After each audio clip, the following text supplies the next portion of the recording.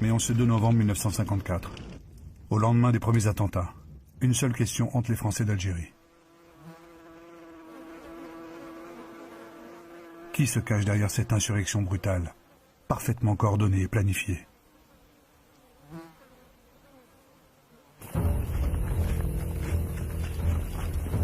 Plusieurs centaines d'hommes vivant dans la clandestinité, cachés dans les montagnes de Kabylie et de l'Aurès. Ils sont rassemblés au sein d'une organisation dont les 3 lettres ne disent encore rien à personne. FLN, Front de Libération Nationale. S'ils ont pris les armes, c'est pour gagner l'indépendance de l'Algérie. Ces hommes ont appartenu au courant politique de Messali Hadj, dans les rangs de l'Armée de Libération Nationale, l'ALN. Au printemps 1955, malgré la répression, l'ALN recrute. Elle passe d'une troupe de partisans de 3000 hommes à une véritable petite armée entraînée et structurée. Parmi eux, des soldats de l'armée française d'origine algérienne. Ils ont participé valeureusement aux campagnes pour la libération de la France. Mais meurtris et se sentant trahis par la façon dont la France traite ses soldats indigènes, ils ont préféré déserter et ont rejoint la rébellion. Comme Krim Belkacem. De simple caporal-chef dans l'armée française, il est devenu le chef du FLN en Kabylie et l'un des initiateurs de la Toussaint Rouge. Autant dire que pour la France, c'est l'un des hommes à abattre. Mais cette armée clandestine manque de moyens modernes. Elle ne possède ni chars ni avions.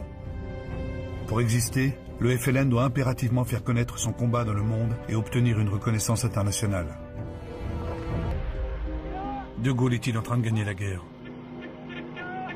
L'armée de libération nationale est considérablement affaiblie. 10 000 de ces hommes ont été arrêtés et placés dans des camps d'internement. Et 20 000 maquisards sont morts au combat, dont plusieurs de ses chefs. Parmi eux, Amirouche, qui commandait l'ALN en Kabylie et que les militaires surnommaient Amirouche, le Terrible. Son corps est volontairement montré à la population et à la presse, comme le signe d'une victoire inéluctable.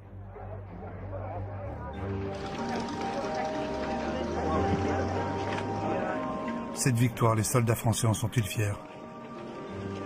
Si les appelés du contingent s'interrogent, les soldats d'élite ont le sentiment de la mission accomplie, du travail bien fait. Et le temps d'un bivouac, malgré la violence donnée et la violence reçue, malgré la torture qui s'est généralisée, les guerriers redeviennent des hommes.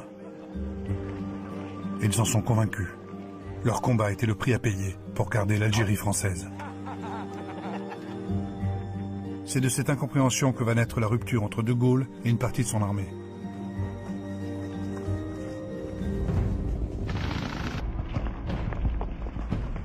De son côté, le FLN adresse une deuxième réponse au gouvernement français.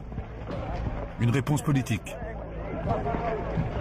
Le 20 août 1956, il organise en Kabylie un congrès clandestin. Ses principaux chefs s'y retrouvent pour unifier les différents courants nationalistes.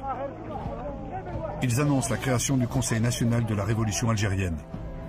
Ce doit être l'unique interlocuteur des négociations futures.